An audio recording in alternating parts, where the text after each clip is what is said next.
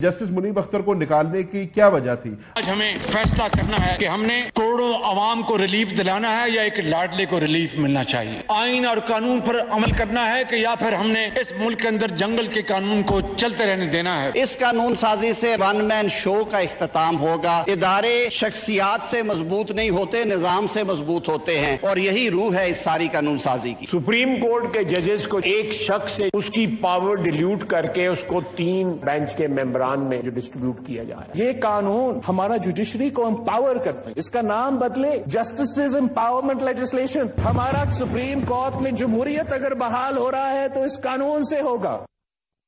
पहले इस कानून से जमहूरियत बहाल होनी थी, फिर जमहूरियत नहीं चाहिए थी। जहन कुरैशी साहब अब इस कानून को बदल के दोबारा पीछे ले गए। मुझे इजाजत है सर पीटीआई की उस वक्त की तकरीर जरूर चलाइएगा।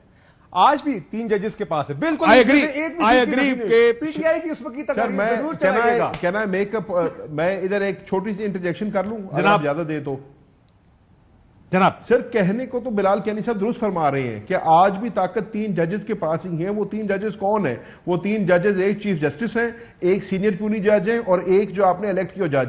लेकिन आपने बड़ी खूबसूरती से उस पूरी कमेटी को प्री लोड कर दिया है कि एक आपने चीफ जस्टिस साहब का अपना वोट आ गया, chief justice has spoken his mind के वो किस तरफ खड़े हैं, उसमें कोई दो राय नहीं है।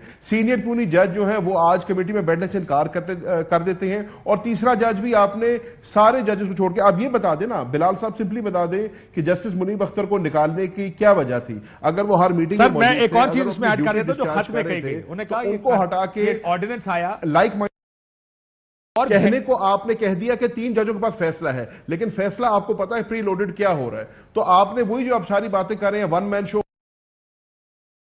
खत्म कर दी है, लेकिन उस वन मैन का शो ही चल रहा है और जो वो वन मैन ठीक। मैं जरा बिलाल साहब से ये पूछ रहा था। बिलाल साहब, इसमें भी ये लिखा गया था ऑर्डिनेंस आया और घंटों में कमेटी रिकॉन्स्टिट्यूट कर दी गई।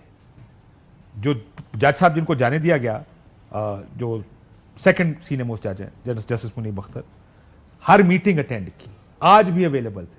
अगले जज को भी नहीं लगाया गया, चौथे नंबर के जज को लगाया गया। और शायद साथ बता रहे हैं कि सियासत है और सियासत क्यों हो रही है, हम सब जानते हैं। लेकिन वो जो प्रिंसिपल है ना डेमोक्रेटाइजेशन का, वो ये है कि हम, और मैं अग्री कर रहा था, I totally agreed with practice and procedure. क्या होगा यार, 3 जज बैठ के फैसले करेंगे, सुप्रीम कोर्ट के जज बैठ के फैसले करेंगे, लेकिन आपके हैंड पिक्ड नहीं होंगे, वो किसी के हैंड पिक्ड नहीं होंगे। जो भी पहले 3 हो, वो कोई भी हो, और इस पे हो सकता है आपके खिलाफ हो सकता है आपके हक में हो, लेकिन अब आपने ये इंश्योर कर दिया है कि एक चीफ जस्टिस होगा, वो जिसकी साइड पर भी होगा, वो अगला अपना बंदा दूसरा कमेटी में डालेगा, तो ये काम वैसे ही करेगी जैसे कमेटी पहले काम, या जैसे चीफ जस्टिस अकेले काम किया करता। देखिए काशिफ साहब, बात ये कि इस प्रिंसिपल से एग्री करते हैं जो मैं बात कर नहीं, देखिए बात ये है कि पहले तो मुझे इसी चीज की खुशी हो रही है कि चलें जैन भाई हैं, दीगर साथी हैं, वो इस बात पे आगे प्रैक्टिस एंड प्रोसीजर बिल ठीक है, 3 जजेस पे होनी चाहिए। जो वो बातें उस वक्त करते थे फर्दवाद की गलत है, क्योंकि अगर हम 2 साल से बेचारे इतनी मुश्किल से असूलों की बात कर रहे हैं। नहीं सर, वो असूलों की वो जो चाहते थे उसके हिसाब से तो आज ताकत सिर्फ काजी फायसीसा के पास होनी चाहिए थी, बेंच फॉर्मेशन की भी, सुओ मोटो की भी। वो तो अगर उनके फॉर्मूला से जाते तो आज होती, ये बहस ही ना होती। देखिए दूसरी बात यह है, बिलाल भाई मैं इंटरजेक्ट करने की जिसारत करूं सर, अगर हम वो चाहते थे वो गलत हुआ। आपने इतनी मेहनत करके प्रैक्टिस एंड प्रोसीजर बिल लेके आए, आपने वो पावर उससे लेकर 3 जजों में बांटी, लेकिन अब फिर उसकी मुझे ये लॉजिक समझा देना कि वापस क्यों ले रहे हैं? चलिए सर, मेरी बिलाल साहब से सुन लेते हैं। सर आपने पॉइंट से मैं सबको मैं सर गुजारिश है कि देखिए सिर्फ ये समझा दें हम सारों को कि वापस क्यों ले रहे हैं।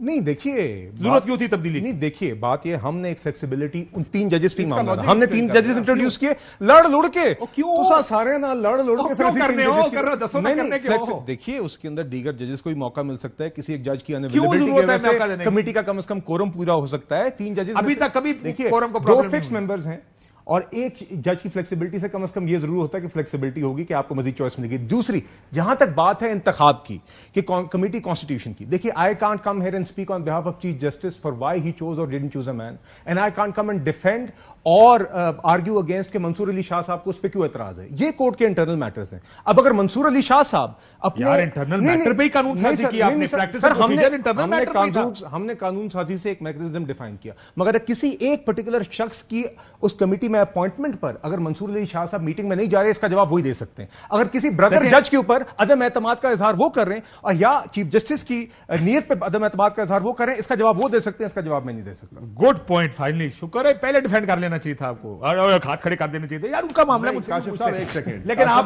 सर कानून 5 सेकंड ओनली मैंने ब्रेक बनाया 5 सेकंड जैन कुरैशी साहब। सर 5 सेकंड है, ये बात सुने सर। बिलाल मेरा भाई है, लेकिन बिलाल बादशाहों वाली बातें कर रहा है। ये कोई गली मोहल्ले में क्रिकेट नहीं हो रही जो हर किसी ने बारी लेनी है। ये पाकिस्तान के मुल्क का फैसला है, पाकिस्तान के आइन की तशरीह का मामला है। आप खुद कह रहे हैं कि हमने कानून साजी की एक हमने प्रोसीजर सेट कर लिया। यार मान लिया आपका प्रोसीजर, 3 जजेस आपने तैनात कर दिए, 3 सीनियर मोस्ट जजेस। 5 सेकंड से सर मैंने ब्रेक लेनी है। ये मसला ये है, ये मुल्क बादशाहों की तरह चल रहा है, ये बाकी बादशाहों की तरह चल रहा है। सर एक सेकंड ना, मुझे ब्रेक लेना है ब्रो, मैंने ब्रेक लेनी है, मैं माफी चाहता हूं। ब्रेक लेते हैं नाज़िम वापस आते हैं।